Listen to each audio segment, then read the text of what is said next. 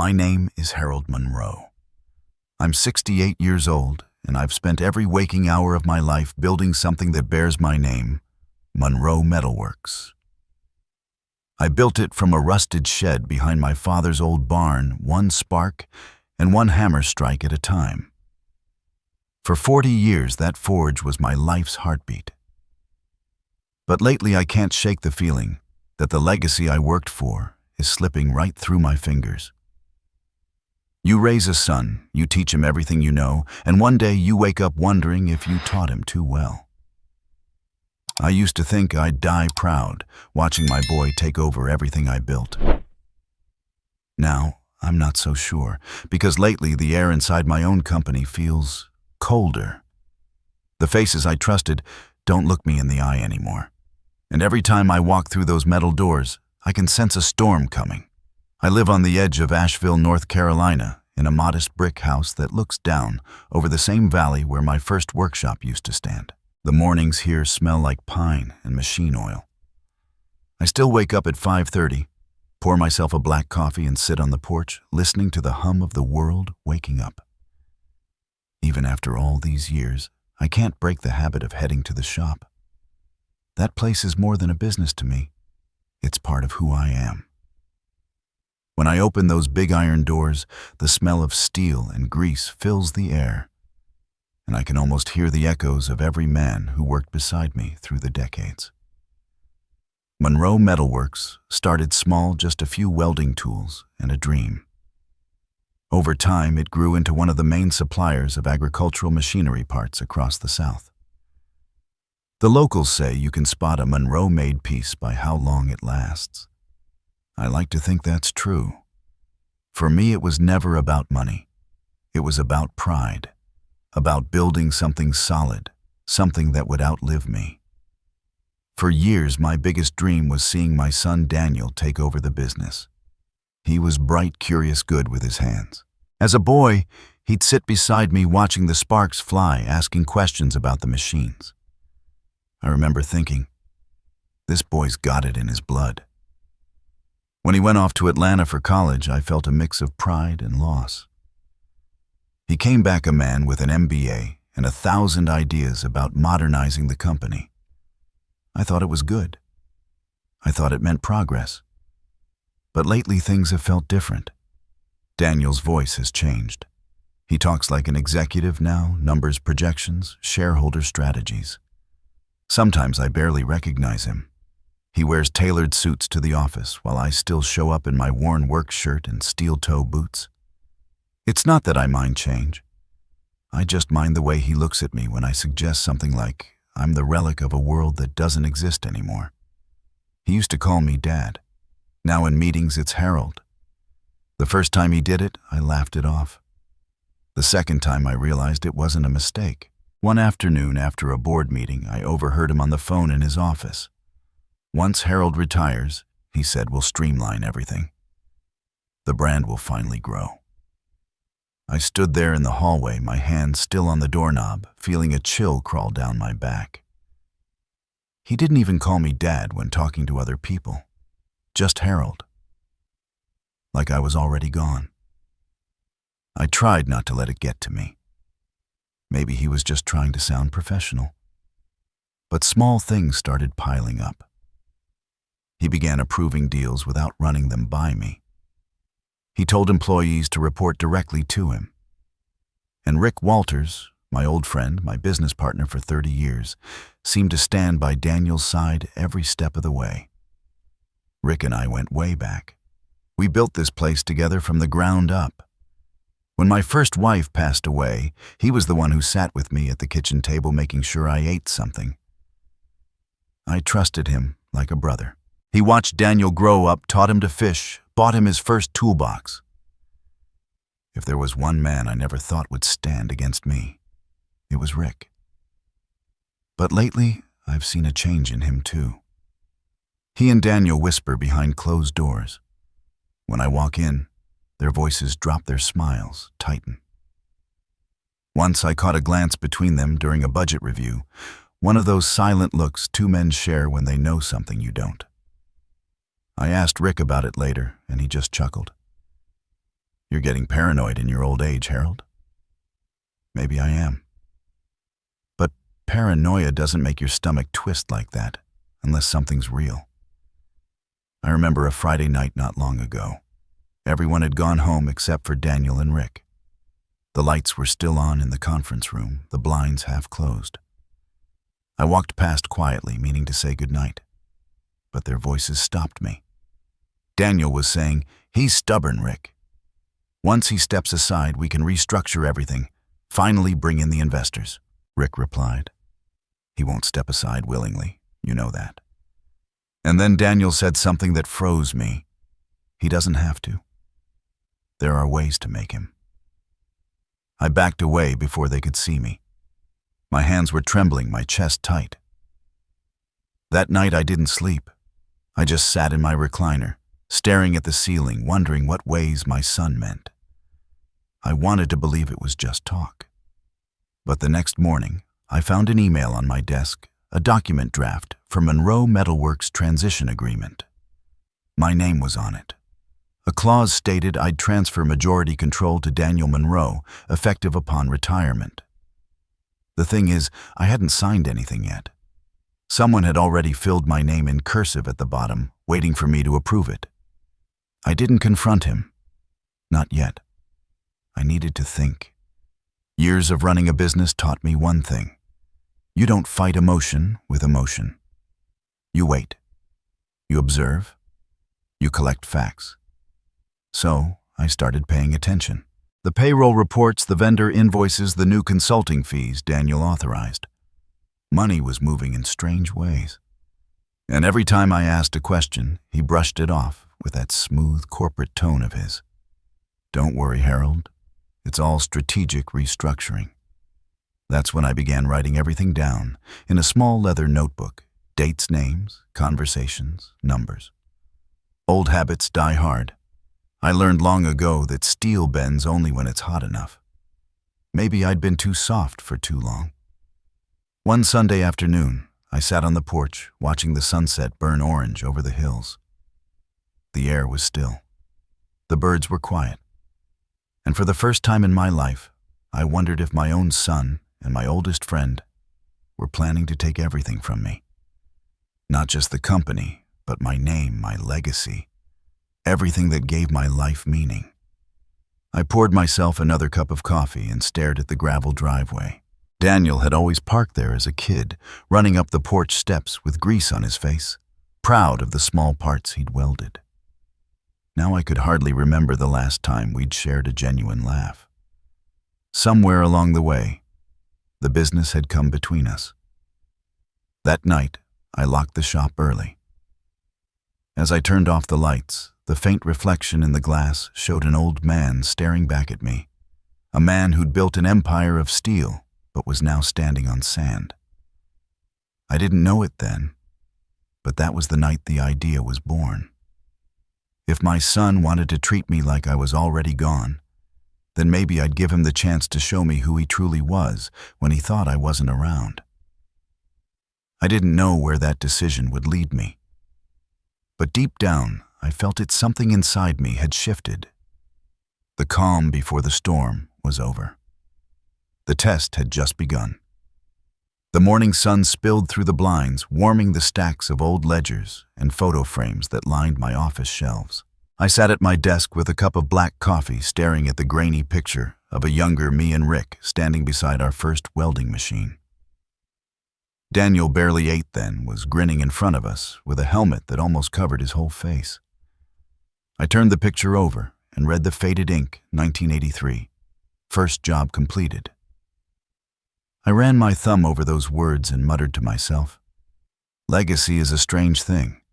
You spend your life building it, and one day you realize it might outlive everything but the truth." I closed the frame and leaned back. This was where it all began. Monroe Metalworks was born from a rented shed on my father's old farmland outside Asheville. Rick and I were just 2 stubborn men with calloused hands, 1 welding torch, and big dreams. We didn't have investors, consultants, or computers. What we had was grit. The air back then smelled of oil and dust and the sparks from the forge lit our faces every night. It was hard work, but it felt honest. Daniel grew up in that world. When other kids played baseball, he played with bolts and wrenches. I remember how he'd bring me lemonade during long summer afternoons and sit on a crate watching me weld. "One day, I'll build something like you, Dad," he said once, his eyes bright through the mask. Back then, I believed it. I believed everything good I'd poured into that boy would come back to me someday. By the time he was a teenager, the company had grown. Rick handled the numbers, I handled the steel. He had a knack for business that I didn't. He was the one who convinced me to hire more men, buy more machines, and start taking on big agricultural contracts. We were like brothers, different but balanced. We'd built something small town folks respected. If your tractor broke or your fence needed a custom hinge, you came to Monroe Metalworks. Things changed when Daniel left for college. Rick wanted to expand, chase large investors from Atlanta. "It's time we think big, Harold," he'd said. "This small town stuff is good, but the world's moving faster than us." I didn't like the idea. I told him, "We built this on sweat, not suits." He called me stubborn. I called him reckless. We argued, but always ended up shaking hands.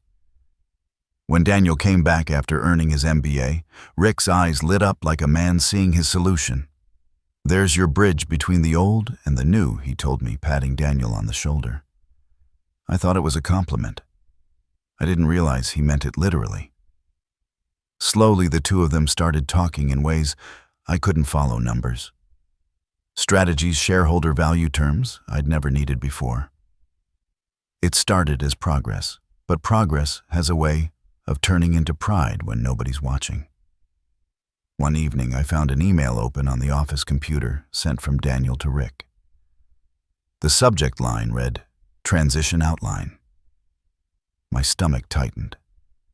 I didn't want to snoop, but something made me scroll. "Dad's starting to notice delays," Daniel wrote. "We'll tell him the new investors are just consultants. Once everything's transferred, he won't question it." For a long moment, I couldn't breathe. It wasn't the words that hurt. It was realizing my own son was speaking about me as if I were just a barrier, not a father. I printed the email, folded it, and put it in my jacket pocket. I didn't say a word to either of them. That night, I sat on the porch, the paper in my hand trembling against the cool wind. I wanted to believe it was a misunderstanding. Maybe he just used the wrong words. Maybe I was overreacting. But the next week, I found something worse. The contract draft I'd refused to sign before one that handed temporary control to Daniel had been updated and circulated internally. My name was typed neatly at the bottom in cursive as though I'd approved it. My signature. Forged. I didn't sleep that night. I walked out to the workshop after midnight and stared at the silent machines. Every corner of that place carried pieces of my life, my sweat, my fingerprints, my father's lessons. I could still hear Daniel's laughter echoing between those steel walls when he was little. And now the same boy was quietly pushing me out of it. A few days later, Lauren invited me to Sunday dinner. She cooked her roast chicken, the one Daniel always loved. I sat at their table with the grandkids, smiling, trying to pretend everything was fine. The house smelled of cinnamon and new paint. Daniel talked about the company like a man talking about someone else's dream. "We're close to finalizing expansion into Nashville," he said. "Big investors, big money. It's time Monroe Metalworks grows up." I looked at him and asked softly, "And what happens to your old man's little workshop when that happens?" He smiled thinly. "Dad, the workshop's just a memory now. We're a corporation." Lauren shot him a quick look, sensing the tension. "Don't say it like that, Daniel," she said. He shrugged and took a sip of wine. For the rest of the meal, I barely spoke. The children laughed in the next room while I sat staring at the old photo on their mantel, me, Daniel, and Rick holding the ribbon on the company's 20th anniversary. I remember how proud I'd been then. Now the same picture looked like a prophecy I'd failed to read. After dinner, Daniel poured me a drink and said, "You should take a vacation, Dad. You've done enough. Let me handle things." I stared at the amber liquid in the glass. "You sound like Rick," I said. He smiled. "That's a good thing, isn't it?" I didn't answer. I left early, telling Lauren the roast was wonderful. When I got home, I sat in my truck for a long time, the engine ticking softly in the night. The next morning, I went back to the office and opened every drawer, every cabinet, every folder I could find. I wasn't angry anymore, just curious, in a tired sort of way. I found balance sheets that didn't add up, invoices redirected to a new subsidiary called Monroe Innovations, LLC. And at the bottom of one folder, the incorporation document owners listed as Daniel Monroe and Rick Walters. My name was nowhere. That was the moment I stopped doubting myself. I drove to the edge of town that evening and parked at the overlook where you could see the whole valley, the same view I'd shown Daniel when he was 12. I remembered telling him, "One day, all this will be yours if you keep your heart right." I laughed bitterly at how naive that sounded now. The next Sunday, Lauren brought the kids to visit me. Daniel didn't come. She looked nervous, like she wanted to say something, but couldn't. Before leaving, she slipped a folded paper into my hand. "He's been different lately," she whispered. "Rick's pushing him hard. Please, just be patient." After they drove off, I opened the note. It was an internal memo from Daniel's desk Monday, Finally's full control transfer. Target date next quarter. I stared at it until the ink blurred. That night, I went out to the workshop again. The smell of metal and oil filled the air, comforting in a way nothing else could. I lit the furnace not to work, but just to watch the flames dance. I thought about my father, about what he'd say if he were here. He used to tell me a man's worth isn't measured by what he builds, but by what he refuses to break. I felt something heavy shift inside me. Not anger, but clarity. If Daniel and Rick thought I was just an old man fading away, I'd let them believe it. For now, I reached for my leather notebook, the one I'd kept since the day Monroe Metalworks began, and wrote 4 words across a clean page. "If they think I'm done." I paused the firelight flickering across the ink and finished the line. "Let's see what they do when I'm gone." Outside, the night air was cold and still. Somewhere far off, I could hear a train whistle echo through the valley, the same sound that used to lull Daniel to sleep when he was little. I looked up at the stars, scattered over the Carolina sky, and felt something settle in my chest, a quiet resolve. Legacy isn't what you leave behind. It's what survives the lies. Rick Walters had been my best friend for more than 40 years. We'd started as 2 broke dreamers with nothing but a forge, a beat-up truck, and faith that hard work could outlast bad luck. When my first wife died, it was Rick who sat beside me every night on that porch, saying nothing, just keeping me company until the silence stopped hurting. When Daniel was born, Rick was there too, holding the baby with his big hands and joking that I'd just given myself a full-time apprentice. For decades, he was closer than a brother. I trusted him with my life. Looking back, that might have been the biggest mistake I ever made. The day of the board meeting felt wrong from the moment I stepped into the building. The air inside Monroe Metalworks used to smell like oil metal and progress. That morning it smelled like tension. Daniel was already in the conference room, standing next to Rick as they went over a slideshow projected on the wall. The two of them looked polished, confident, like they belonged to some new world I hadn't been invited into. I took my usual seat at the end of the table, next to the small brass plaque that still read Founder. Daniel nodded to me with a polite smile that didn't reach his eyes. Rick gave me a friendly pat on the shoulder. "Morning, Harold," he said. "We've got some exciting updates today." I noticed how he said, "we" instead of "you." Daniel cleared his throat and began, Gentlemen, as we move forward with the expansion plan, it's time to start thinking about leadership transition. Investors want to see stability, not nostalgia. My jaw tightened, but I didn't speak. He clicked through slides full of numbers, graphs, and buzzwords. I'd stopped pretending to understand. Growth trajectory, rebranding strategy, leadership, modernization. Rick added details between slides, his tone smooth as butter. "Let's be honest," Rick said finally. "Harold's built an incredible foundation, but even steel rusts if it stands still too long. He's earned his rest." The room went quiet. All eyes turned to me, waiting. I folded my hands on the table and said, "Rest comes when the job's done." No one said a word after that. The meeting ended faster than usual. I watched Daniel and Rick whispering as they gathered their papers. Something in their body language, shoulders, clothes, heads tilted, just enough told me they'd already made decisions without me. When everyone left, I lingered in the hallway. Their voices drifted through the cracked office door. Daniel's tone was sharp. "We can't wait much longer, Rick. Once he signs the power of attorney, we move the funds to the new account." Rick's reply came steady, confident. "Relax. He still trusts me. I'll handle the paperwork." I stood motionless, my hand gripping the door frame. The words burned into me like a brand. I wanted to storm in and confront them, demand an explanation. But instead, I stepped back into the shadows. "Steel teaches patience," I told myself. "You heat it too fast, it cracks." So I waited. That night I sat alone in the office with only the ticking of the wall clock for company. The moonlight fell across the drafting table where Rick and I had once drawn our first design for a custom gate.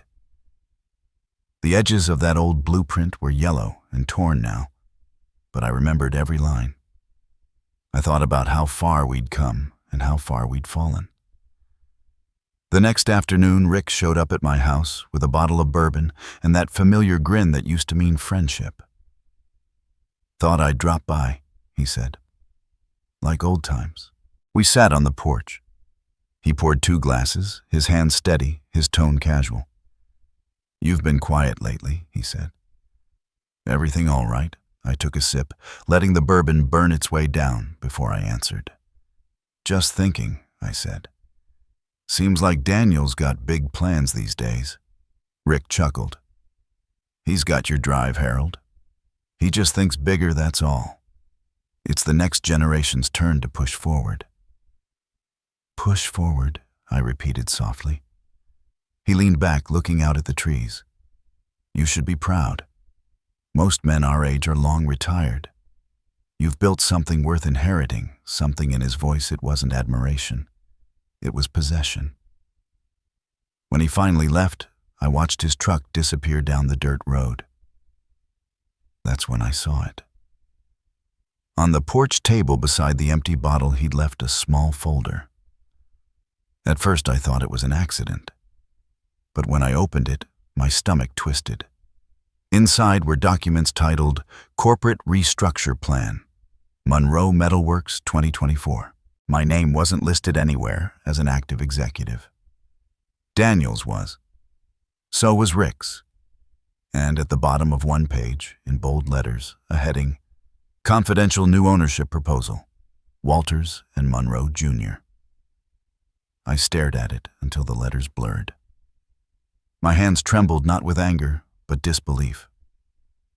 Rick had always been the steady one, the man I could count on when everything else fell apart. And now here it was proof that even the strongest metal can corrode from the inside. Later that night, I went back to the workshop. The air smelled of old steel and dust, and the sound of rain tapping on the tin roof was the only thing breaking the silence. I sat at my bench, the same one I'd built with Rick 40 years ago. I traced the scratches in the wood, the burns from the welding torch, each one a reminder of years we'd spent side by side. "I trusted you," I whispered into the empty room. The furnace sat cold, but in my mind, I could still see it burning bright. Every spark I'd ever struck had been for that company, for my family. Now those sparks felt like ghosts. When I finally went back inside the house, I couldn't sleep. I poured another glass of bourbon and stared out the window at the faint glow of the workshop. I thought about what my father used to say. You don't find a man's character when things go right. You find it when he thinks no one's watching. They thought I wasn't watching. The next morning, I drove to the office early before anyone arrived. The janitor nodded at me as I unlocked the back door. I walked through the quiet halls, my footsteps echoing off the polished floor. On Daniel's door, the brass plate now read, "Acting CEO." The sight hit me like a punch to the gut. I stepped inside his office. Everything smelled new, leather chair, fresh paint, cologne. My old family photo was gone. On his desk, I found a calendar marked Monday. Finalized transfer. I smiled faintly, the arrogance of youth. Back in my own office, I opened my leather notebook and began to write. I noted the date, the forged signature, the overheard conversation, the folder Rick had forgotten. Each line was precise, methodical. Not out of revenge, out of preservation. I wanted the truth to have weight proof that wouldn't fade. When the workday started, Daniel walked past my door without stopping. "Morning, Dad," he said flatly, his tone all business. Rick followed close behind. Morning Herald Rick said, his usual warmth gone, replaced with something slick and corporate. I nodded, pretending not to notice. The day passed in silence. By afternoon, the factory hummed with life as usual, but everything felt hollow. The workers smiled when they saw me, unaware of what was happening above their heads. That evening, I stood outside the building, watching the sun dip behind the smokestacks. The air was thick with the smell of iron and the weight of memory. For the first time in years, I didn't feel like the owner. I felt like a stranger walking through a story that used to belong to me. But under all that sorrow, something steady began to form, a calm I hadn't felt in a long time. The same calm I used to feel before striking the hammer on hot steel. Steel bends when heated, but it only breaks if you strike it wrong. They'd lit the fire. I just needed to decide when to strike. That night, I sat at my kitchen table, opened the notebook again, and wrote a single sentence across the bottom of the page: "Trust ends tonight." Then I closed it, took a long breath, and let the silence of the empty house settle around me like armor. Sometimes silence is the sharpest blade a man can forge. The banners hung high across the main hall, silver letters gleaming under the fluorescent lights, Monroe Metalworks. 25 years of innovation. Employees filled the rows of folding chairs, clapping as Daniel stepped up to the stage. He looked sharp in his navy suit, his voice clear and confident. "The future of Monroe Metalworks," he said, "is about innovation, leadership, and evolution." His words rolled off like a well-rehearsed speech, polished and perfect. The crowd cheered. Cameras flashed. I sat near the back, hands folded, trying to ignore the hollow echo in my chest. Not once did he mention where the company came from. Not once did he say my name. The plaque with my picture on it, me and Rick standing in front of the first shop, had been moved to a far corner, barely visible behind a banner that read, "Next Gen Metals." As I watched him shake hands and pose for photos, a strange calm washed over me. My boy looked like a CEO now. Broad shoulders, practiced smile eyes, sharp as a knife. He was everything I thought I'd wanted him to be, and yet I could barely recognize him. After the event, I lingered near the stage. Rick joined him, clapping Daniel on the back. "That was damn good," he said. "You've got the board eating out of your hand?" Daniel smirked. "They need to see strength, Rick. The old man's sentimental stuff doesn't cut it anymore." I stood behind a pillar, unseen, their voices low but clear. Rick nodded. "He won't fight it, Daniel. He's proud but tired. Just keep smiling and let him think it's his idea to retire." I left before they noticed me. The applause from the hall followed me out like an insult that wouldn't fade. The next day, I found Daniel in his office, sleeves rolled up, flipping through balance sheets. "You did well yesterday," I said, standing at the doorway. He looked up surprised. "Thanks, Dad. It was important to show direction." "You showed something," I said. "Just not much direction toward your family." He sighed. "Dad, you know I respect what you've built. But the company can't stay stuck in the past forever. We need investors, modern branding, younger leadership. It's not personal. Everything's personal when it carries your name," I said quietly. He leaned back in his chair. "You're tired. You should let me handle things. That's why you brought me in. Remember, I studied him. The same determined eyes he had as a boy. The same restless fire, but twisted now, burning too bright.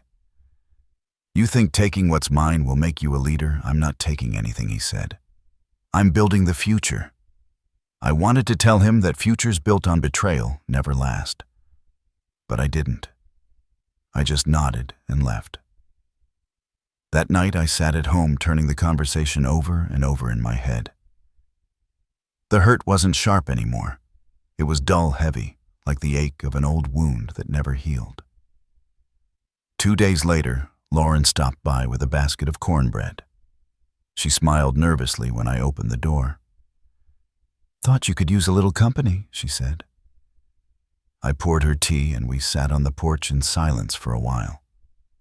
Then she spoke softly. "He's not himself lately, Harold. He hardly sleeps. He's obsessed with expansion, with proving something. I think Rick's been whispering in his ear." I looked out across the yard, watching the sun dip behind the trees. "Ambition's a fine thing," I said, "until it forgets where it came from." Lauren set her cup down. "He doesn't hate you, you know. He's just trying to step out of your shadow." I gave a sad smile. "He doesn't realize that shadow's what's been keeping him cool all these years." When she left, I sat on the porch until the sky turned dark. The night bugs hummed, and I thought about all the lessons I'd tried to teach Daniel: hard work, honesty, humility. Somewhere along the line, one of those lessons hadn't stuck. The next morning, Eddie found me at the shop. "Boss," he said, lowering his voice, "you might want to see this." He handed me a thick envelope. Inside were copies of corporate filings for Monroe Innovations, LLC. The listed owners were Daniel Monroe and Rick Walters. My name wasn't there. A familiar coldness spread through my chest. "Where'd you get this?" "It came through accounting," Eddie said. "The invoices are being rerouted." "I thought you'd want to know." "Thank you," I said, tucking the papers into my coat. "And Eddie, keep this between us." He nodded. "Always, sir." That afternoon, I walked into Daniel's office holding the envelope. He looked up surprised again, but this time his face was tighter, defensive. "I found something," I said, placing the papers on his desk. "Want to explain?" He glanced through them quickly. "Where did you get these?" "That doesn't matter. I want to hear it from you." He leaned back, took a deep breath. "Look, Dad, Monroe Innovations is part of our expansion strategy. The investors wanted a fresh branch, something with modern branding. So you started a company behind my back." "It's not behind your back," he said. "It's under the same family name." I stared at him. "You think that makes it better?" He rubbed his temples. "I'm not doing this to hurt you. I'm doing this because you're stuck in a different century. You built a great foundation, but you don't see the big picture anymore." I stepped closer. "I see it just fine. You want control. You want your name on top, even if it means burying mine." He stood abruptly. "You taught me to be ambitious, to fight for what I want. I taught you to work for it, not steal it." The silence between us felt heavier than any words could carry. Finally, Daniel looked away. "You'll thank me one day," he muttered. "No, son," I said. "One day you'll understand." I left the office before he could see the tears stinging in my eyes. Outside, the sky had turned gray, a storm brewing over the hills. The wind smelled like rain, an iron familiar, but different somehow. That evening, I found myself walking through the old workshop again.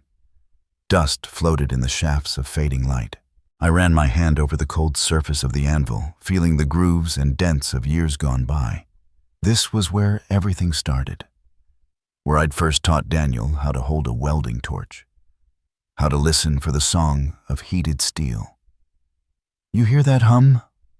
I'd told him once when he was 12. That's the sound of patience. He'd laughed then, eager, innocent. "Does steel really sing, Dad?" "It does," I said. "You just have to learn how to listen." Now, standing there alone, I could barely hear anything but the wind. I picked up an old pair of gloves, their leather cracked and darkened by time. "You'll thank me one day," he'd said. But all I could think was how pride sounds exactly like fire. It burns bright fast, and it leaves nothing but ash. I placed the gloves back down and turned off the light. As the workshop door closed behind me, I made myself a silent promise. If Daniel wanted to test how strong his father's legacy was, I'd let him. But he'd learn that steel only bends for those who understand the fire. That night I sat at my desk and wrote in my notebook, "He thinks he's building a future. He's just melting the past." Then beneath it, another line. Time to stop warning him. Time to start watching. Outside, thunder rolled across the Carolina hills, echoing through the valley. I looked out into the darkness and whispered to myself, "Steel bends when heated, but it never forgets the hands that shaped it." I closed the notebook and turned off the lamp. The storm hit a few moments later, rain hammering against the window, lightning flashing across the sky. I sat there listening, thinking about the storm brewing inside my own house, my own family, my own name. The boy I'd raised to inherit my dream was now the man trying to take it. And maybe, just maybe, it was time he learned what happens when you underestimate the one who forged the fire. The knock came just after sundown. I opened the door to find Eddie standing there, his work jacket soaked from the drizzle. He looked uneasy, glancing over his shoulder, as if afraid someone might have followed him. "Sorry to bother you, Mr. Monroe," he said, "but you need to see this." He handed me a flash drive sealed inside a plastic bag.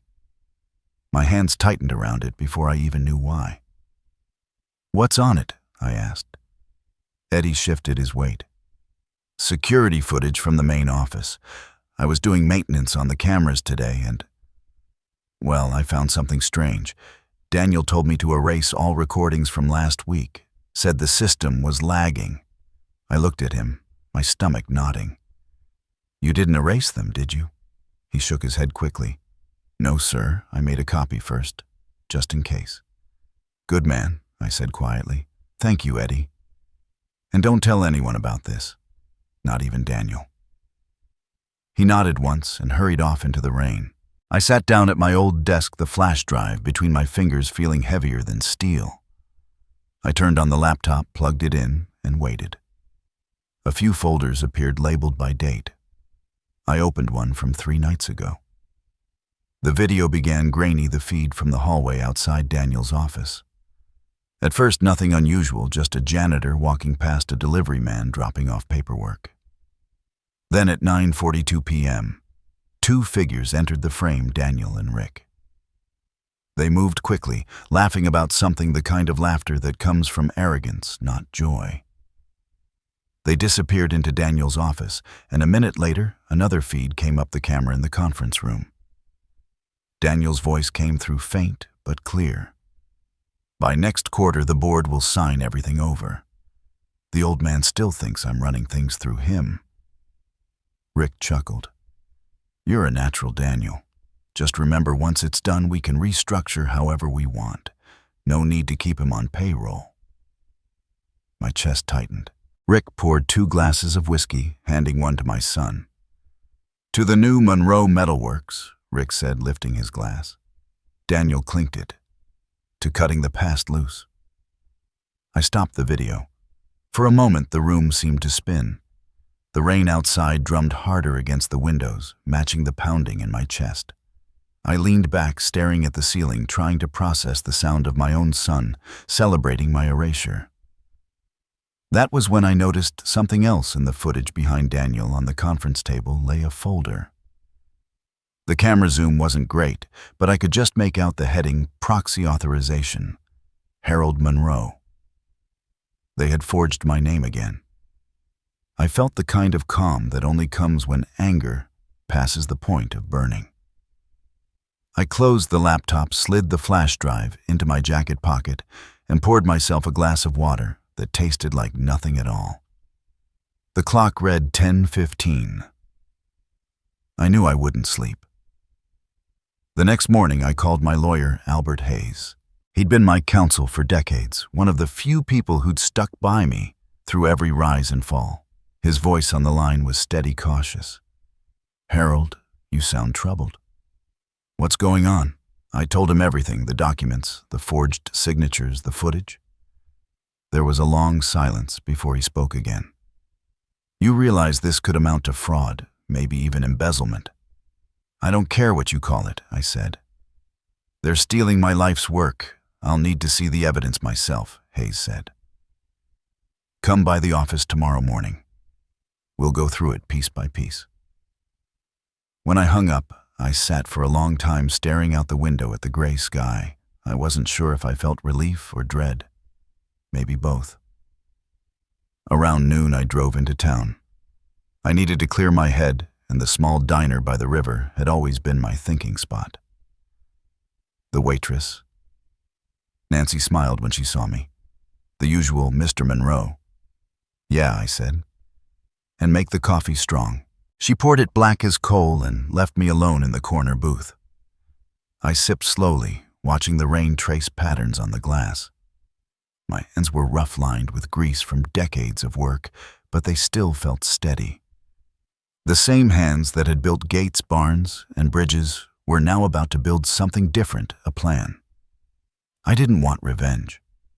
I wanted the truth to stand in daylight, where everyone could see it. When I left the diner, the sky had cleared. The town looked peaceful, like it always did after a storm. Nobody would have guessed there was another kind of storm brewing underneath all that quiet. That night, I stopped by the shop again. Eddie was working late tightening bolts on one of the machines. "Everything all right, boss?" he asked. "I just need to grab a few things," I said. He handed me a rag to wipe my hands, even though I hadn't touched anything.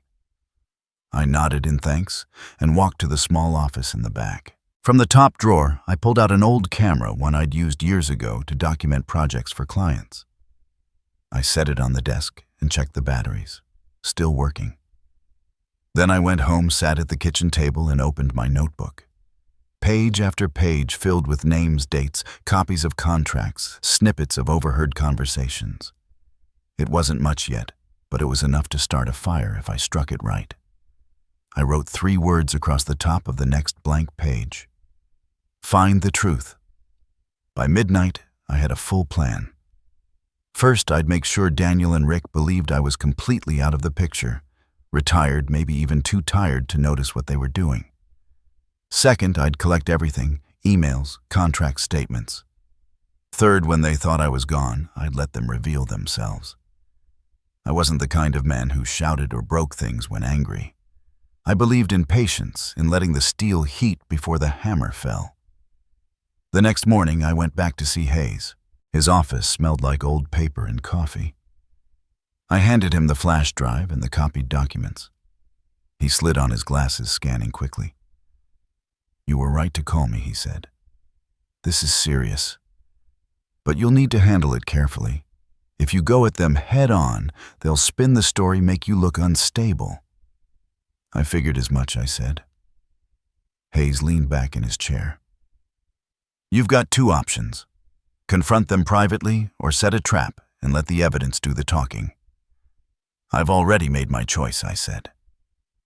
He studied my face, then nodded.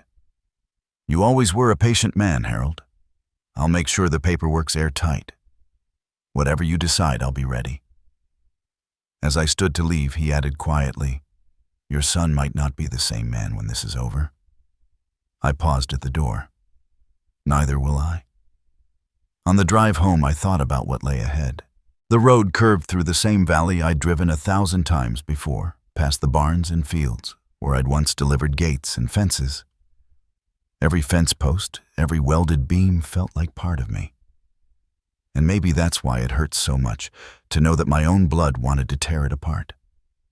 When I pulled into my driveway, the sun was setting again, gold light spilling over the workshop roof. I could hear the hum of the wind through the open vents, the same sound that had always calmed me. I walked inside and ran a hand over the cool steel of the old anvil. It felt steady, solid, eternal. Patience, I whispered. You wait for the right heat. That night before I went to bed, I opened my notebook one last time and wrote a single sentence. Tomorrow begins the silence. I closed it carefully, slid it into the drawer, and turned off the lamp. Outside, the world went dark and quiet.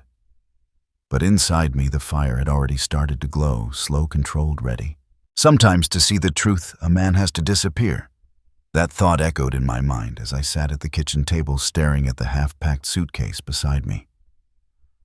The room was quiet except for the ticking of the wall clock and the low hum of rain outside. I'd spent 40 years building this company, this family, this name, and now I was preparing to vanish from it, at least for a while. The plan was simple on paper, but heavy on the heart. I'd tell Daniel and Rick I was taking a break, maybe going down to Savannah for a few weeks to visit an old friend. Let them think I was gone out of reach, too tired to meddle in their new direction. Then I'd watch. And when the time was right, I'd strike. I pulled my phone closer and typed out a message to Daniel. Taking a short trip next week. Need to clear my head. You'll handle things fine while I'm gone. I stared at the words for a moment before hitting send. A few minutes later, his reply came back. Of course, Dad. Enjoy your time off. You deserve it. It was polite, almost too polite.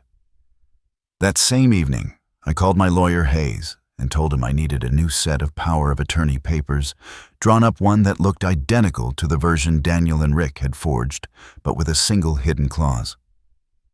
Hayes didn't ask questions, just said, I'll make it happen by morning. That was the thing about him, steady, quiet, dependable. A man who understood that truth sometimes needed a bit of theater to survive. The next morning, I drove into town and started laying the groundwork. At the post office, I mailed 2 packages addressed to Savannah with my name on them, empty boxes, but stamped and dated to serve as evidence of my supposed travel. Then I stopped by the diner where I'd been a regular for decades. Headed south for a while, I told Nancy, the waitress. Need some warm weather. She smiled and said she'd save my seat for when I got back. I nodded, pretending not to feel the weight of the lie. By noon, the entire town knew Harold Monroe was taking a trip. That's how things worked in small places. The news moved faster than the mail. It was exactly what I needed. That afternoon, I went down to the shop. The sound of hammers echoed from the back, and the smell of hot steel filled the air, familiar and grounding. Eddie looked up from his bench when I walked in. Boss, he said, heard you're leaving town. I smiled. That's right. Going to check on an old friend in Savannah. But I'll be back before you know it. Eddie wiped his hands on his apron, hesitating. You sure everything's all right? There's talk going around that Daniel and Rick are making some big changes while you're gone. I put a hand on his shoulder. Let them. Sometimes folks show you who they are, only when they think you're not watching. He gave me a knowing look and nodded. In the corner office, I sat behind my old desk one last time. The room smelled faintly of metal polish and coffee. On the wall hung the first Monroe Metalworks blueprint framed in oak. I ran my fingers over the glass. I'd built this place from nothing, and now my own son wanted to take it without understanding what it cost. But he was going to learn. I opened my drawer and pulled out a small black case. Inside were 2 wireless cameras, the kind we'd once used for security demos. I installed one behind the clock on the wall, the other inside the lamp near my desk. Both fed directly to my laptop through a secure line Hayes had helped me set up. They'd capture everything audio-video, even timestamps. Steele remembers everything I murmured. So will I. That evening, I visited Daniel at his house. Lauren greeted me at the door with her usual warmth. "You're going away for a bit?" she asked as she handed me a cup of tea. "Just for a few days," I said. "Need a little break. Daniel's got things under control." She smiled, but I could see the worry in her eyes. "He's been under pressure. You know how he gets when he's trying to prove himself." "I know," I said softly. "That's why this trip might do us both some good." Daniel came down the stairs a few moments later, his tie loosened, sleeves rolled up. "Dad," he said, shaking my hand, "I got your message. Don't worry about anything here. Rick and I have it all handled." I nodded. "I'm counting on you, son." As I left their house, the porch light cast long shadows across the driveway. I paused for a moment, watching Daniel close the door behind me, and whispered under my breath, "Let's see what you do when you think the light's gone." The next morning, I packed the truck and drove out early. I waved to a few neighbors on the way, all of them calling out wishes for a safe trip. After I turned off the main road, I didn't head south. Instead, I took the old highway up into the hills toward a cabin that used to belong to my friend Tom, who'd passed years ago. The place was quiet, empty, and just remote enough for what I needed. Inside, dust covered the furniture and cobwebs hung in the corners. I cleaned up a little, set up my laptop on the small wooden table by the window, and connected it to the hidden cameras back at the office. The live feed flickered to life. The lobby, the conference room, my old desk, all empty for now. I made coffee and sat down waiting. The quiet stretched on until evening when the front door at the shop opened on the screen. Daniel walked in, followed by Rick. I turned up the volume. Rick's voice came first. "You sure he's gone?" "Left this morning," Daniel said confidently. "He's probably halfway to Savannah by now." Rick laughed. "Then it's time we take what's ours." I felt my jaw tighten. Daniel dropped a stack of folders onto my desk, and flipped through the top sheet. "First order of business," he said. "Rename the company to Monroe Innovations.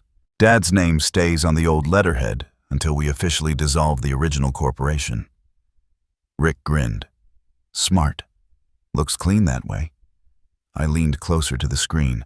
Their voices were sharp, cocky, the kind of sound men make when they believe the world belongs to them.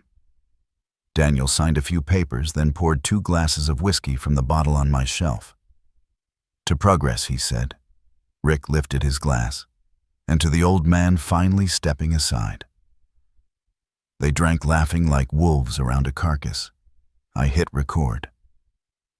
The footage saved automatically into the encrypted folder Hayes had set up. Every word, every sound. I didn't move for a long time after they left, just sat there staring at the screen, the glow from the laptop reflecting off my tired eyes. The next morning I woke early. The rain had stopped and a pale mist hung over the hills. I stood outside the cabin, breathing in the sharp scent of wet pine. I should have felt angry, but I didn't. Just focused. There's a kind of peace that comes when you stop being surprised by disappointment. Back inside, I poured another cup of coffee and checked the footage again. Clear, clean, time-stamped. Enough to sync them both. I copied it onto 3 drives, one for Hayes, one for myself and one for a safety deposit box at the bank.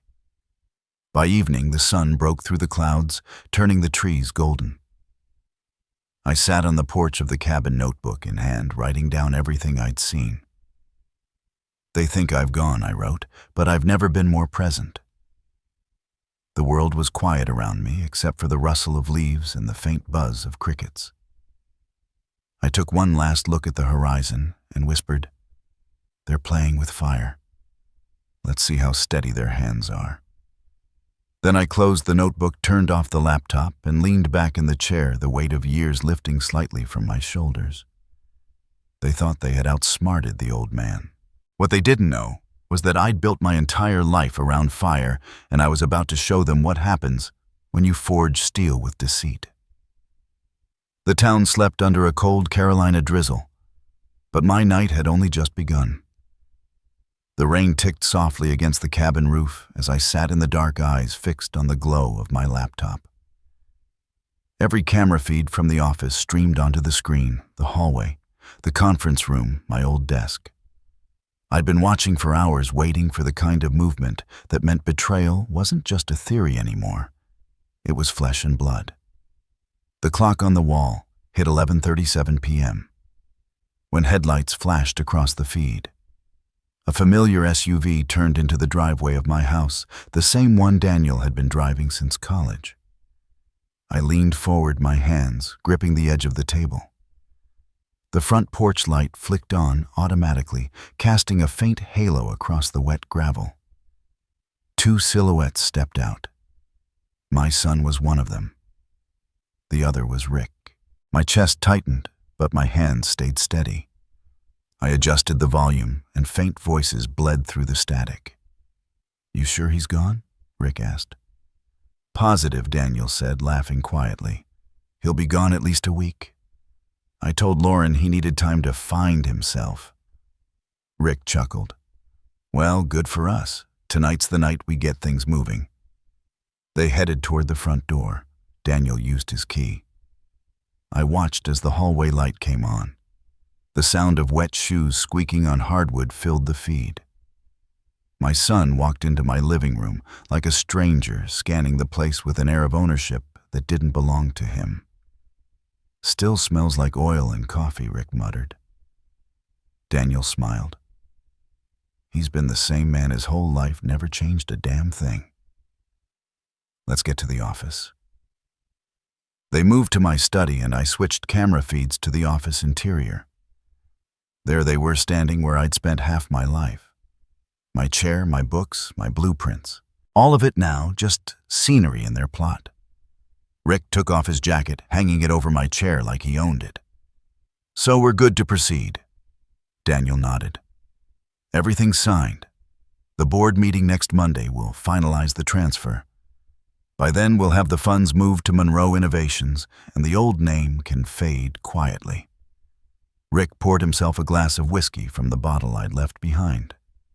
"To the new generation," he said. Daniel clinked his glass against Rick's. "To letting go of dead weight." For a moment I couldn't breathe. The sound of their laughter filled the room, sharp and cold. My own son.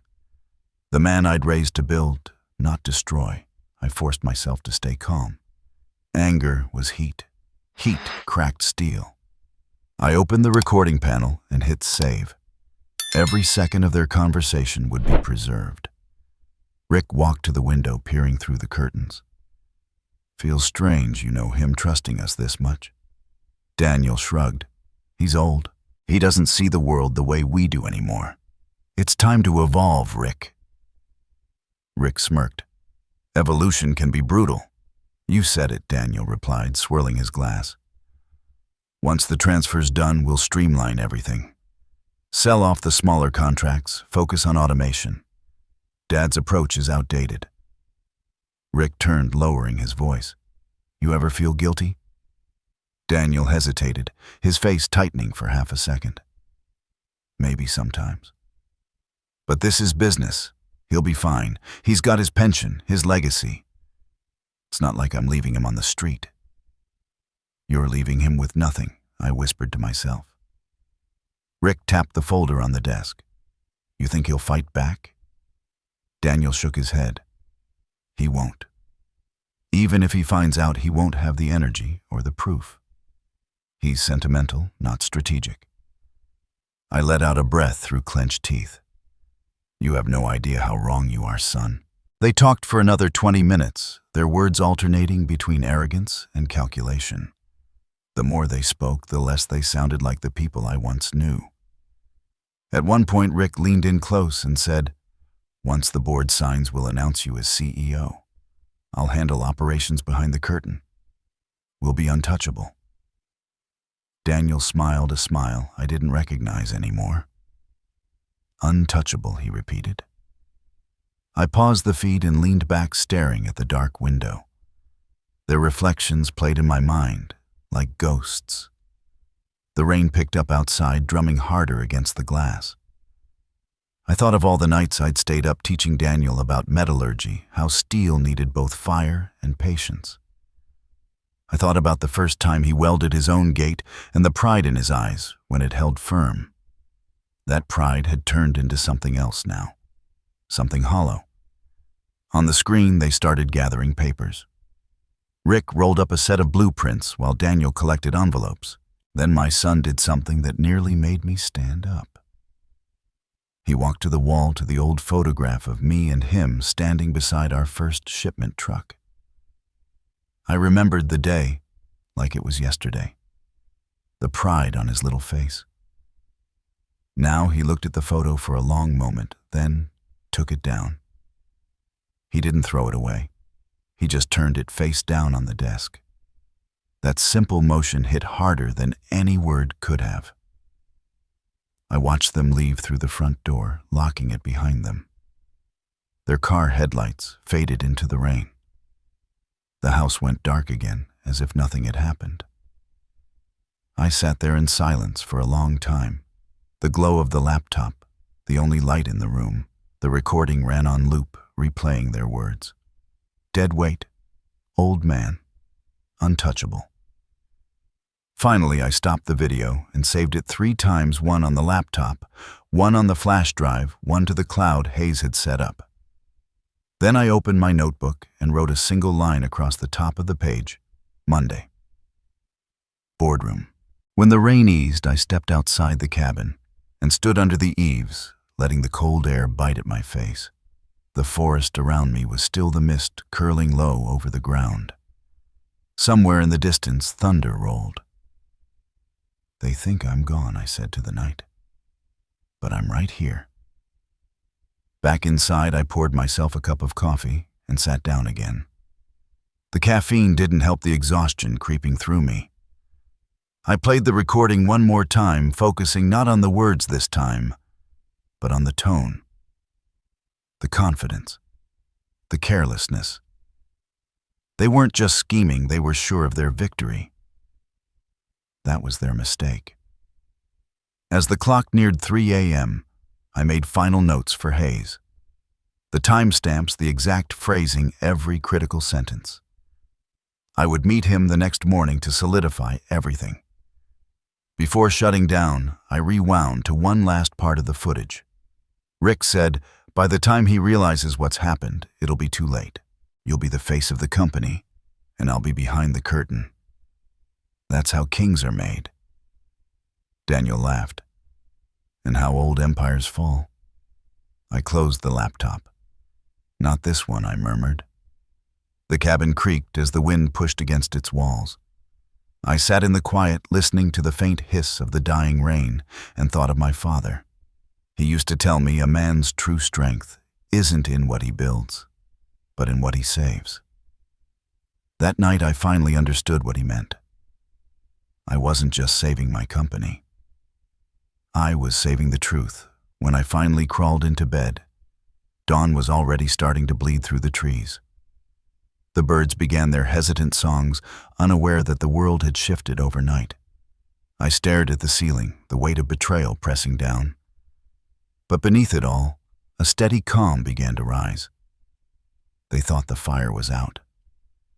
But I was still here, watching, waiting, and ready to strike when the heat was right. The morning light crept through the cabin window, pale and thin, falling across the table, where my laptop still glowed with the last frame of the video. Daniel's voice echoed faintly from the speaker's, words that felt like rust grinding against metal. I reached over and paused at mid-sentence. The silence that followed was heavier than any noise. I poured myself a cup of black coffee and stared at the screen. Every second of that recording was burned into my memory, the laughter, the toasts, the arrogance. Proof was no longer the problem. What mattered now was how I used it.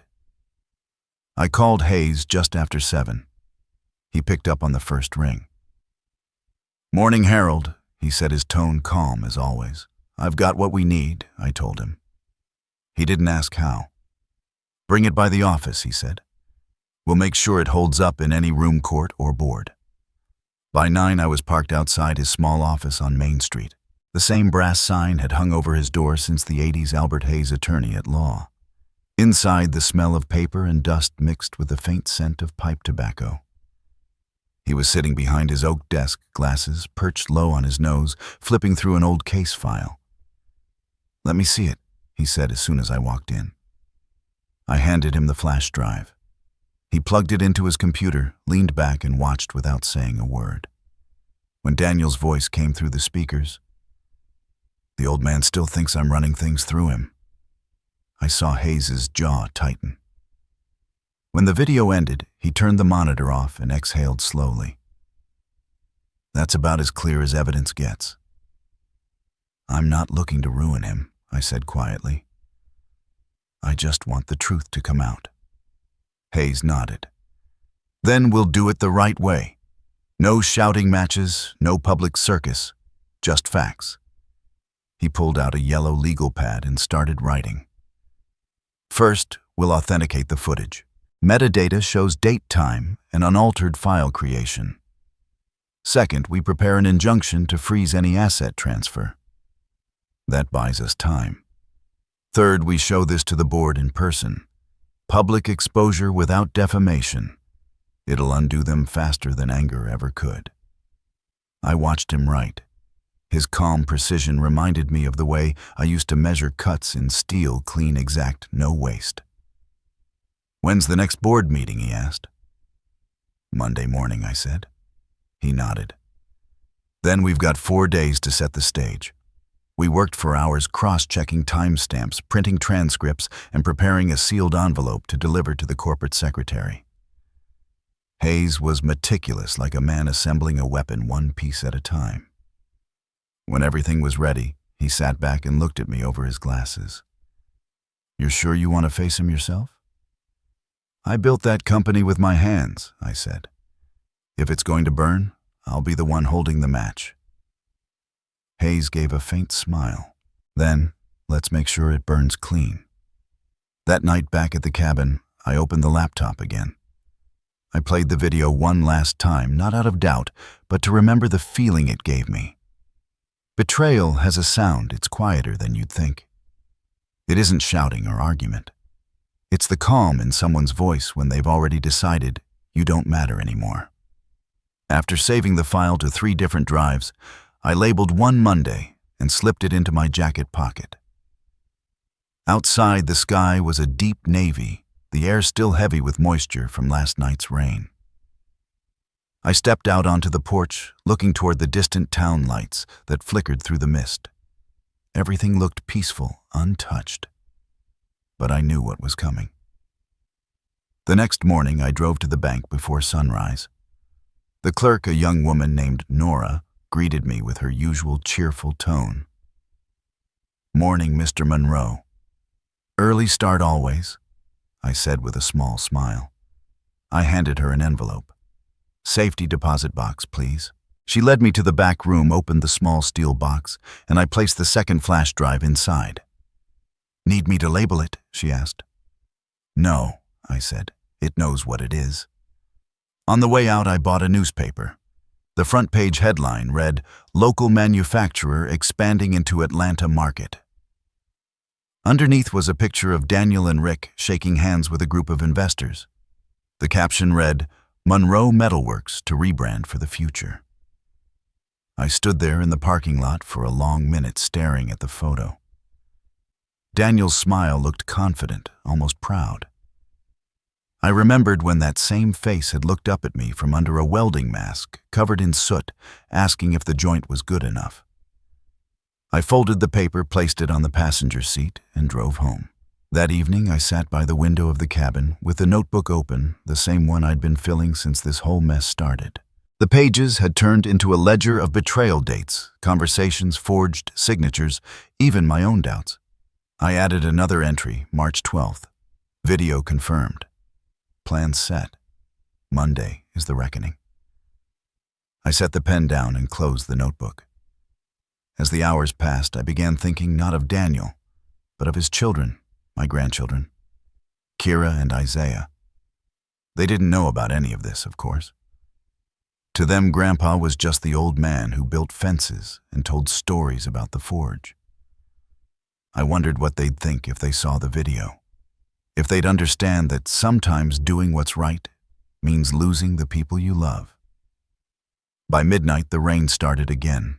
I left the window open and let the sound of it fill the room. I thought of my father, the man who taught me that the hardest steel is born in the hottest fire. He'd have known what to do. He'd have told me to stand tall even when the weight of truth threatened to break me. The next day, I met Hayes again at the coffee shop by the courthouse. He slid a manila envelope across the table. Temporary injunction, he said. Effective immediately once you step into that meeting and declare ownership dispute. The board can't transfer a single asset until this is resolved.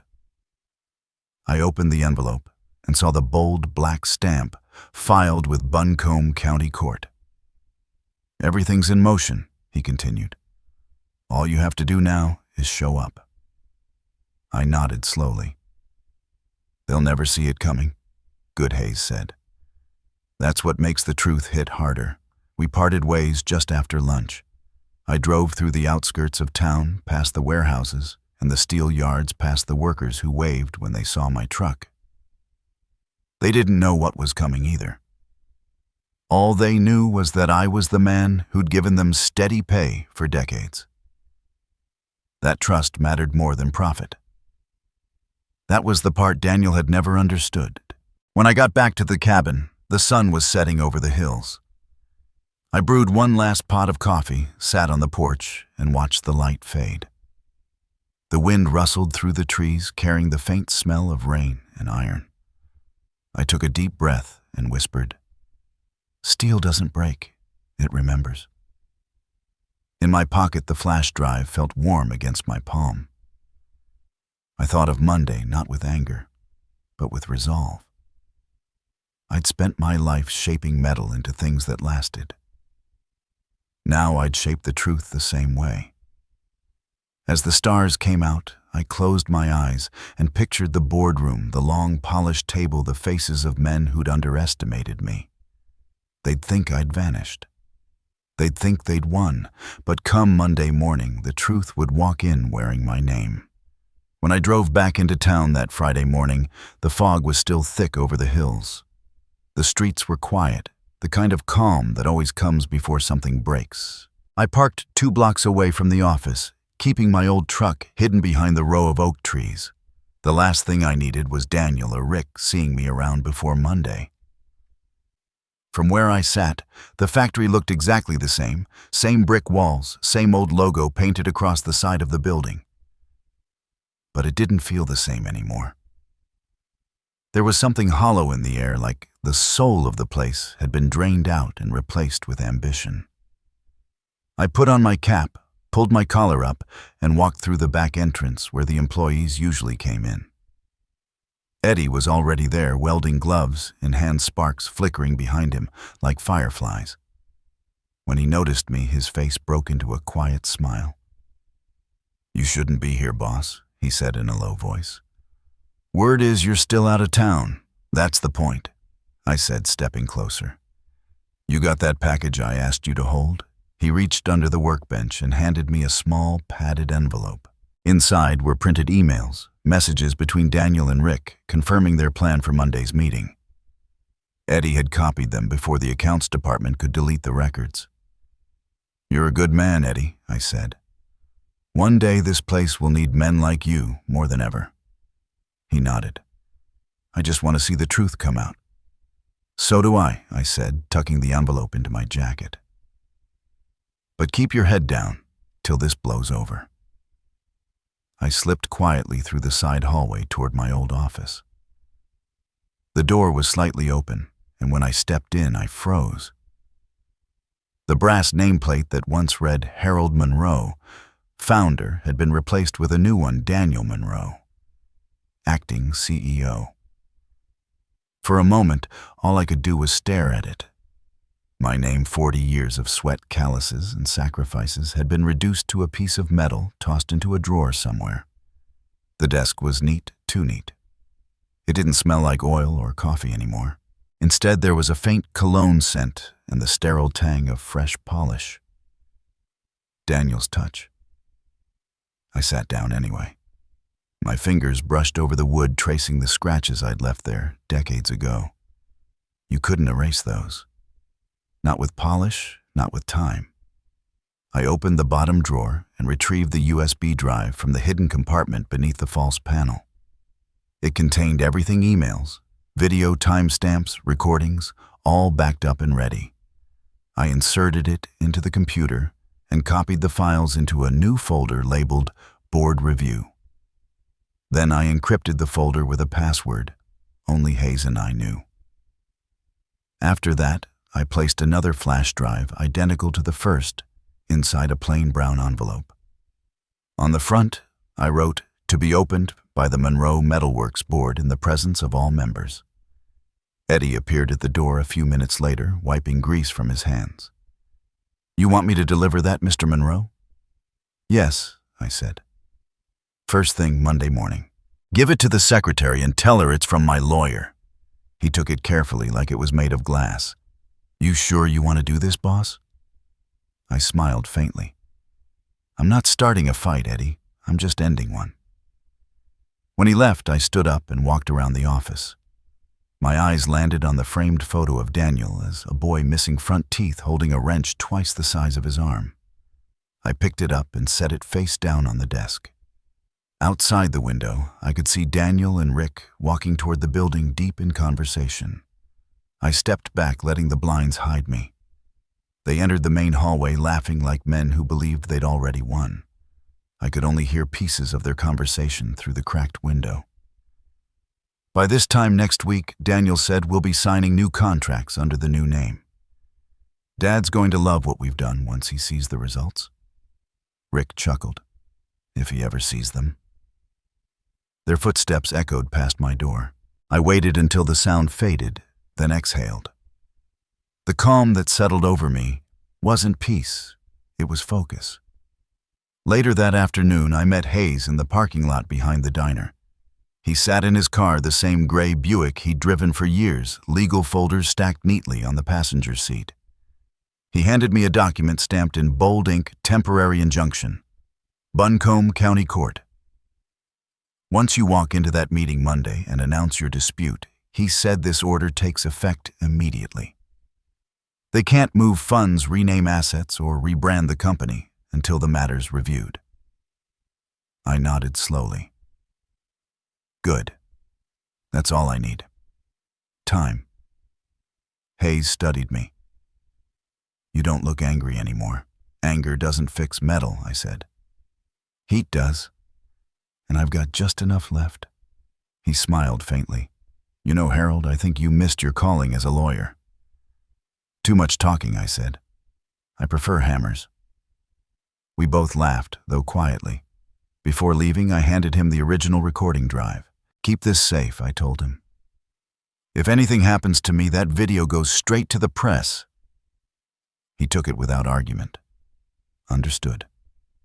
I drove home as the sun began to set, painting the sky in orange and brass tones. The sight reminded me of the forge, how molten metal glows right before it hardens into something strong. That was how this moment felt. The heat before the strike. When I pulled into my driveway, I saw Lauren's car parked out front. She was sitting on the porch steps, her hands clasped. When she looked up, her eyes were red. "Harold," she said softly, "I know something's happening. Daniel won't tell me what, but I can see it in his face." I sat beside her, the wood creaking under our weight. Sometimes we have to let people face their own fire, Lauren. She looked at me, tears glinting. "You still love him, don't you?" "Of course," I said. "That's the problem."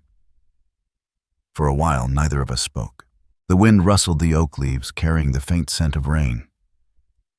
Finally, she whispered, "Whatever happens Monday, please don't destroy him." I met her eyes. "I don't plan to, but I can't let him destroy what so many built." She nodded, understanding. Then she stood, hugged me gently, and left without another word. When night fell, I returned to the workshop. The air smelled of oil and memory. I turned on the old furnace, not to forge anything, but just to listen to the hum of fire again. The orange glow filled the room, painting the walls with warmth and ghosts. I picked up one of my father's hammers from the shelf. The handle was worn smooth, the head darkened with age. I turned it over in my hands and thought of the lesson he'd taught me when I was a boy. You never swing the hammer in anger, son. You wait until the metal's ready. Then you strike once clean and true. I set the hammer back down, feeling the weight of what Monday would bring. The fire crackled softly as I wrote in my notebook. The trap is set. The steel is hot. Monday will be the strike. I closed the book, turned off the lights, and stood for a long time in the dark, listening to the faint hum of the furnace cooling. They thought I'd left town. They thought they were free. But come Monday morning, I'd be sitting at the head of that boardroom table again, just long enough to remind them who forged this empire in the first place. The sun rose hard and bright that Monday morning, burning the fog off the hills, as if the sky itself wanted a clear view of what was coming. I parked in the far corner of the company lot, where no one would expect to see my old truck. The air smelled of metal and dew, the same mix that had filled my lungs every morning for 40 years. It steadied me. Inside, the building buzzed with a strange energy. People moved quickly, nervous but excited. They all thought today was the day Daniel would finally take full control. I walked through the back hallway unnoticed, the hum of machines echoing behind the walls. Every step felt heavy, deliberate. Through the glass doors of the conference room, I saw them gathering. Daniel stood at the head of the table, shaking hands and smiling like a man who believed the world was finally his. Rick hovered beside him, talking to a few of the board members. Everyone looked polished, confident. My old seat marked founder sat empty at the far end. I waited in the corridor unseen as the meeting began. "Gentlemen," Daniel said, his voice smooth and rehearsed, "today marks a turning point for Monroe Metalworks. We've honored our history, but now we step into the future." He clicked a button, and the projector lit up with a slideshow of charts and rebranding mock-ups. The new logo, Monroe Innovations, flashed across the screen in silver letters. Applause followed. Rick took over. "As acting COO, I want to thank everyone for trusting this transition. We're consolidating assets and reassigning contracts to ensure a seamless merger. Harold built a legacy, Daniel will expand it." The words made my stomach turn. They weren't expanding anything. They were burying it alive. When Rick finished, Daniel stepped forward again.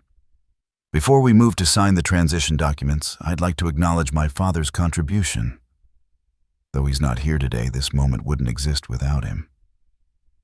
I heard a few murmurs of agreement, then silence.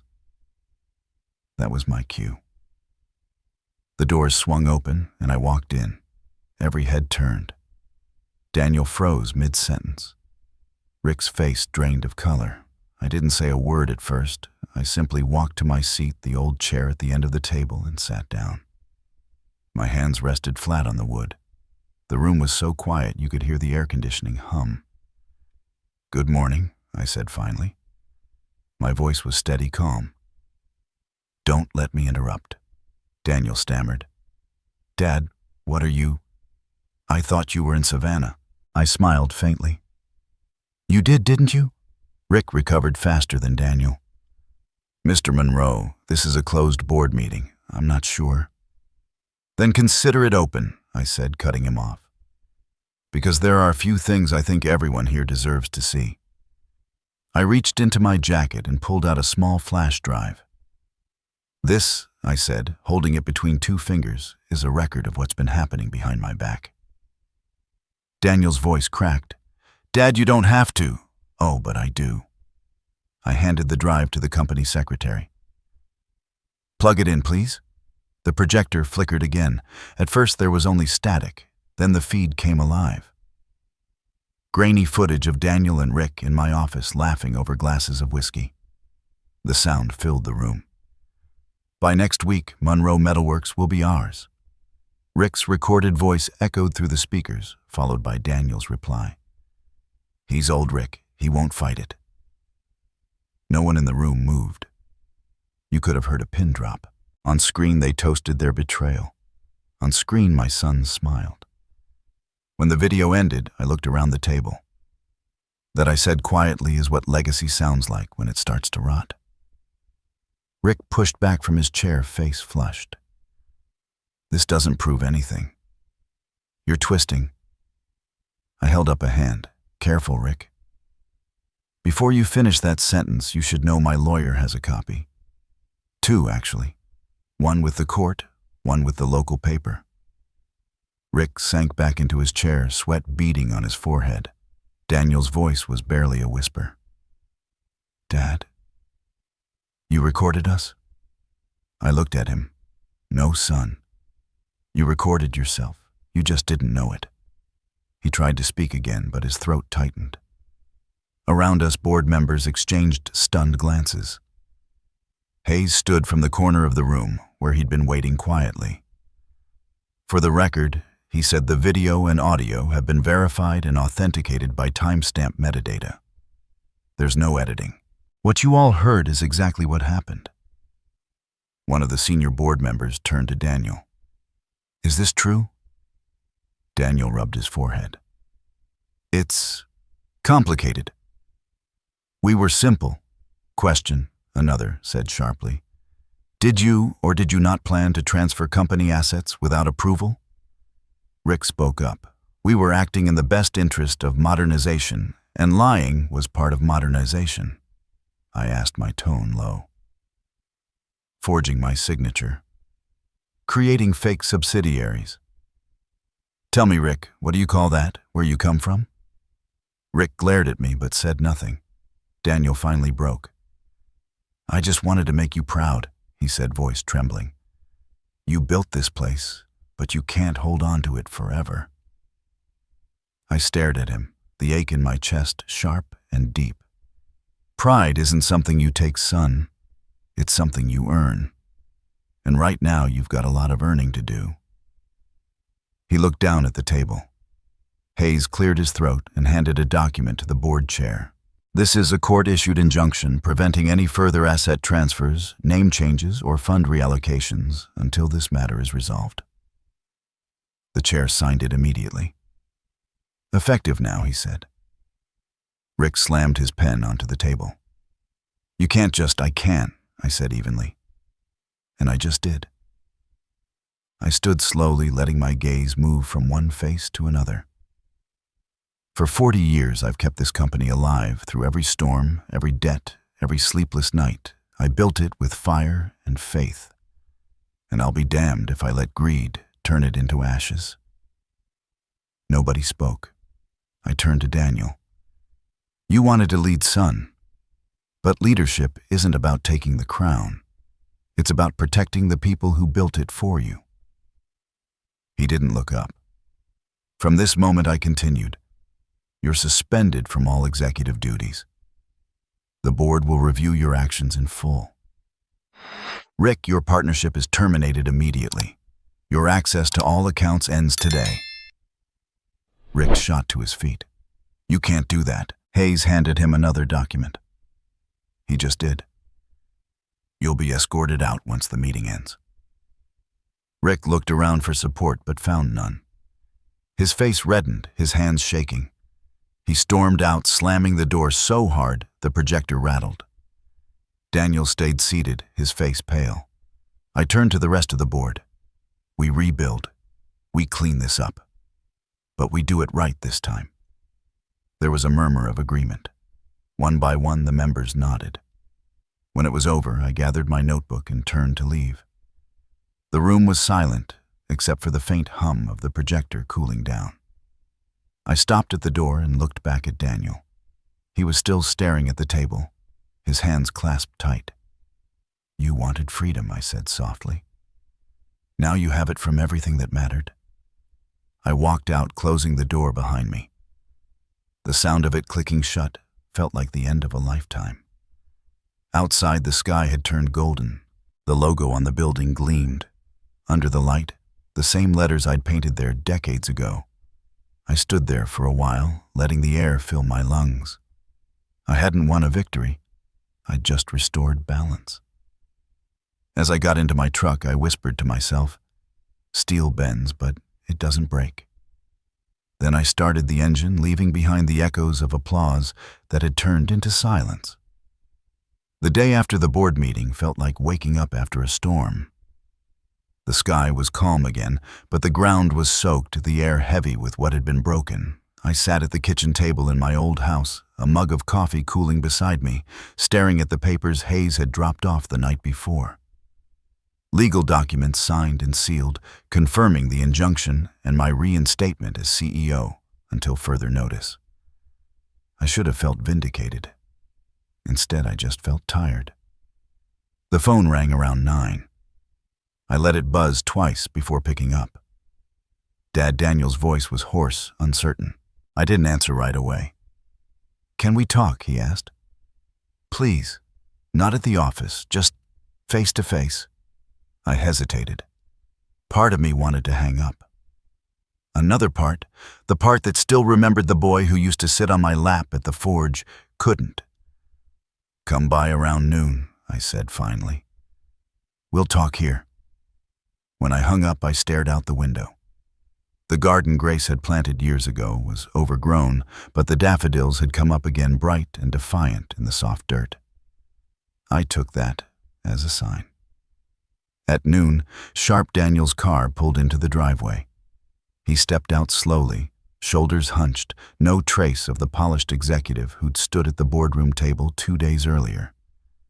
Just a son who'd lost his way.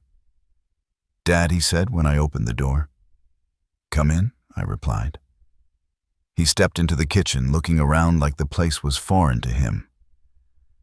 "It's been a while since I was in here," he murmured. "It has." I gestured toward the chair across from me. "Sit." He sat down, hands clasped tight. For a long moment, neither of us spoke. The silence between us was thick, filled with all the words we'd avoided for years. Finally, he exhaled. "I didn't mean for it to go that far." "Which part?" I asked quietly. "The lying the signatures, or the part where you toasted to my retirement while I was still breathing?" He winced. "I thought I could fix things before you found out." Rick kept pushing. He said if we didn't act fast, we'd lose investors. I was trying to save the company, Dad. I swear. "Save it," I said, my voice tightening. "You nearly gutted it. You can't save something by killing the man who built it." His eyes dropped to the table. "I know." "Do you?" I leaned forward. "Because I don't think you do, Daniel. You've spent so long chasing titles and power that you forgot why this company exists. It's not numbers on a ledger, it's people. Men like Eddie who've worked with us since before you could drive. Families that depend on what we built. And you sold their trust for a few signatures." He swallowed hard. "I just wanted to prove I wasn't living in your shadow." I stared at him for a long time. "You were never in my shadow. You stood beside me. You just didn't see it." He looked up then, eyes glassy. I messed up, Dad. I know that, but please, tell me there's still a way back. I wanted to be angry, but all I saw was a man stripped down to his guilt. That depends on what you're willing to do, I said. Anything. Then start by owning it, I said. To the board, to the employees. Not as an excuse, as the truth. He nodded slowly. I will. We sat there in silence again, the sound of the old wall clock filling the room. For the first time in months, it didn't feel like an enemy counting down the end of something. It felt like a heartbeat. Dad, he said after a while, why didn't you go public with the recording? You could have destroyed me completely. I leaned back in my chair. Because destruction's easy. Rebuilding isn't. I wanted you to learn not to disappear. His voice cracked. After everything I did, you still believe I can fix it. I believe you can face it, I said. Fixing it is something you'll have to earn every day from now on. He nodded, wiping at his eyes. I don't deserve your forgiveness. Maybe not, I said quietly. But you're my son. And forgiveness isn't something you earn. It's something you live up to. He didn't say anything more. When he stood to leave, he hesitated by the door. You're coming back to the office tomorrow, for a while, I said. To make sure the foundation's steady again. After that, I'll step back for real this time. But not until I know it's safe. He nodded, then walked out to his car. I watched him go, his shoulders a little straighter than when he arrived. That evening, I drove down to the workshop. The lights were still on, even though most of the crew had gone home. Eddie was there cleaning tools. He looked up when I walked in. Boss, he said, smiling. Heard the meeting went your way. It went the way it needed to, I said. How's everyone holding up, shaken? He admitted. But relieved. Folks were worried the company would change hands. They're proud you came back. They shouldn't be proud of me, I said. They should be proud of themselves. They kept this place alive while the rest of us lost our way. He nodded, then hesitated. You think Daniel will come back? Maybe I said, if he remembers what this place means. Eddie smiled faintly. He's got a good teacher. I didn't answer. I just looked around the workshop, the familiar hum of machinery settling into my bones. It felt alive again, breathing with the rhythm of purpose. When I left, the night air was cool and sharp. I drove home with the windows down, letting the wind wash through the truck.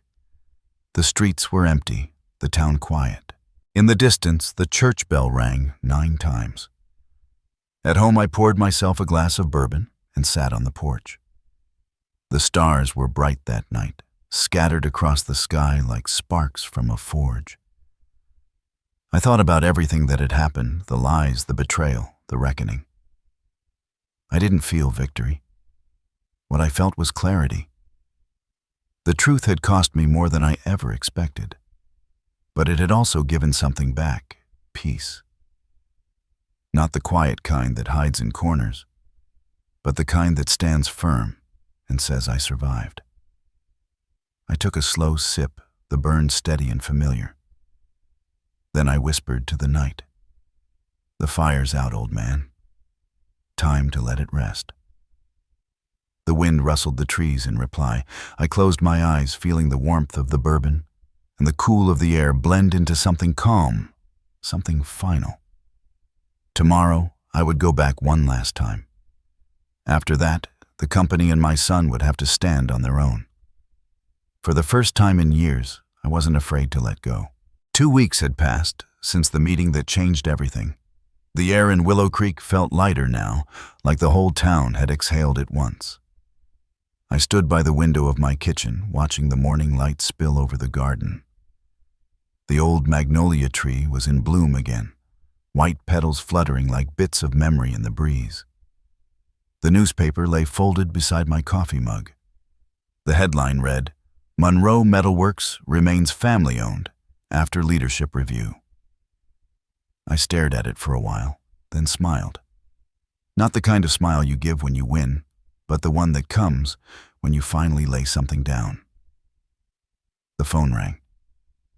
I let it buzz twice before picking up.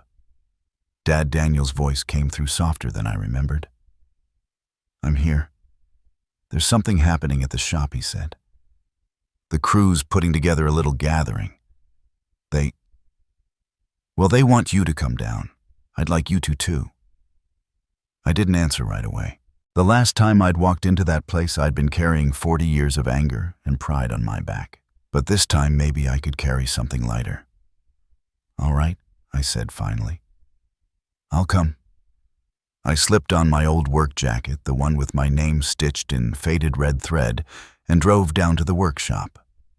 The closer I got, the more familiar everything became. The hum of machinery, the scent of steel and oil, the low chatter of men starting their day. When I stepped inside, every head turned. Then slowly the room filled with applause. "Welcome home, Boss Eddie," said, grinning from ear to ear. I chuckled. "Home's only as good as the people who keep it standing." He nodded toward Daniel, who stood near the front sleeves, rolled up grease on his hands. My son finally looking like a man who understood the meaning of work. Daniel cleared his throat. I just wanted to say something." He turned to the workers, then back to me. "My father built this place from the ground up. I nearly destroyed it because I thought progress meant leaving the past behind. But I see now that progress means carrying it forward." The crew murmured their agreement. Eddie clapped Daniel on the shoulder. "That's the truth right there." I smiled faintly. Steel only becomes strong after the fire. Guess we both had to go through a little of that, didn't we? Daniel nodded. "Yeah, we did." He motioned for me to follow him into the small conference room. On the wall hung the old sign restored to its rightful place, Monroe Metalworks. Since 1981, it gleamed under the fluorescent lights, proud and familiar. Daniel handed me a folder. "We've updated the company charter." Hayes helped with the language. "Ownership stays within the family. No outside partners, no loopholes." And he hesitated before continuing. "We're starting a new apprenticeship program, the Monroe Metal Fellowship. It'll help local kids learn welding, machining, and design. I thought maybe we could name it after you." I blinked, caught off guard. "You didn't have to do that." "I wanted to," he said. "You always said legacy isn't about what you keep, it's what you leave behind." I looked down at the papers and then back at him. "You learned something after all." He smiled. "You taught me everything. I just forgot to listen." I took the pen and signed my name at the bottom. The ink felt heavy, like sealing a lifetime. We walked through the shop afterward, past the forges and the machines, the sparks flying bright against the steel. Daniel stopped by the old anvil near the corner, the same one I'd used to teach him his first weld. It was worn and blackened, but still solid. "You ever miss it?" he asked, picking up the hammer. "Every day," I said. "But missing something means it mattered. And that's enough for me." He smiled, then took a swing, the sound ringing through the shop like a bell. The crew turned to look. I laughed a real laugh this time, one I hadn't heard from myself in years. For a moment, everything felt right again. That evening, I sat on the porch while the sun dipped behind the trees. Daniel and Lauren arrived with the kids. Kira ran up the steps holding something in her hands. "Grandpa, look what I made," she said, showing me a small metal bird welded together from scraps. It was rough, uneven, but beautiful. "You made this yourself?" I asked. She nodded proudly. "Dad helped a little." I smiled. "Well, I'll be. You've got the touch. Maybe the third generation of Monroes will keep the fire going." Isaiah plopped down beside me. "Are you going to retire for real this time, Grandpa?" I leaned back in my chair. "Maybe. But I'll still stop by the shop sometimes. Someone's got to make sure your dad remembers which end of the hammer to hold." Everyone laughed. Lauren brought out dinner, and we ate right there on the porch, the air full of stories, laughter, and the smell of grilled corn. The kind of night that makes you forget all the storms that came before it. As the sun sank, turning the sky gold and red, I felt something settle deep inside me. Not victory, not regret, just peace. Later, when the kids had gone inside, Daniel and I sat together in the quiet. The crickets sang. The last of the light glowed against the horizon. "You know," I said, "when I was younger, I thought legacy was something you built with your hands. But I see now it's something you build with your heart." Daniel looked over at me. "You did both, Dad." I smiled, watching the first stars appear. "Maybe. But now it's your turn." He nodded, eyes soft. "I won't waste it." We sat there until the porch light flickered on two men who had finally learned what it meant to forgive and to endure. I leaned back, listening to the night sounds, the wind through the magnolias, the faint hum of the forge still running miles away. It all blended into one long, steady rhythm. The rhythm of life continuing. And if there's one thing I've learned through all this, it's that steel bends, but it doesn't break. Neither do families. We just need the fire to remind us who we are. If my story reminds you of something in your own life, maybe a time you had to start over or forgive someone who hurt you, tell me about it in the comments. I'd love to know how you found your way back.